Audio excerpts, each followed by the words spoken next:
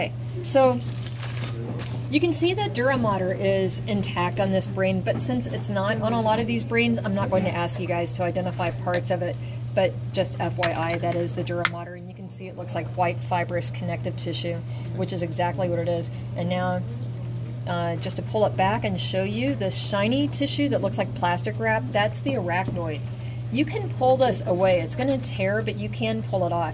And then deep to that would be the pia mater, which you can't remove.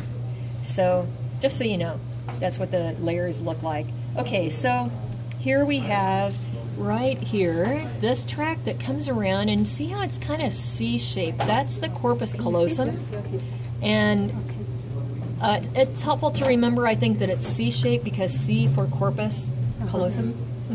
Okay, this tract that comes down is the fornix. This is part of the limbic system. And then in between them, you can kind of see right in here, there's a thin membrane, and it's partially torn here. But that's the septum pellucidum. So that is between the two lateral ventricles. So putting the probe through that, the probe is in the lateral ventricle here. And sometimes you can actually find the choroid plexus in there, but it's not cooperating, so that's okay. Okay, so right below that area, this is a little bit chewed up on this brain, but this whole area here is the diencephalon, including, oh shoot, you know what? I thought the pineal gland was bigger here, but this little tiny piece of tissue is part of the pineal gland. That's a vessel. Yeah, I think it just was cut a little bit off center, so more of it's probably on the other side, but that's the pineal gland, which is also in the diencephalon, that whole area. Okay, so again, that's the pineal gland. This is the thalamus. It looks really round. Right below it would be the hypothalamus, right down in here. The hypothalamus is right above the pituitary. Now, some of these brains will not have the pituitary gland connected because when the dura mater is taken off, it will pull the pituitary gland off. But if you have the pituitary, notice it's really large, and it will be right below the hypothalamus, which is right in there.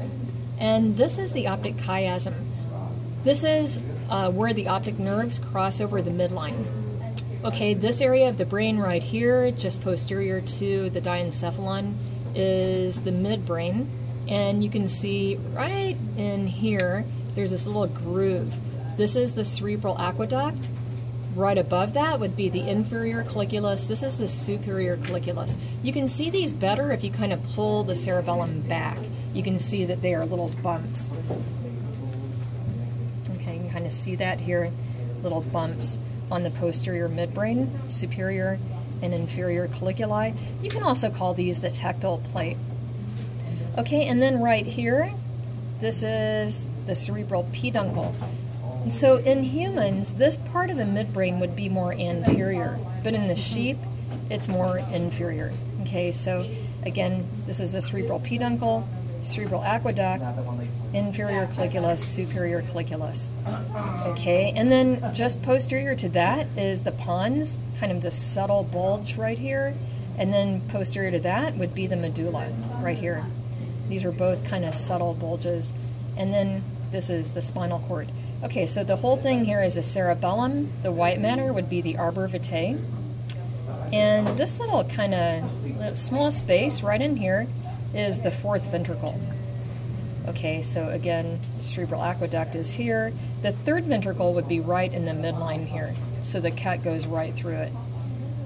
And, oops, whoa, a couple other things. This is the olfactory bulb. These are often torn, so some of these brains, you can't, it's hard to find because they tear easily. And I think there's something else. Oh, the vermis of the cerebellum.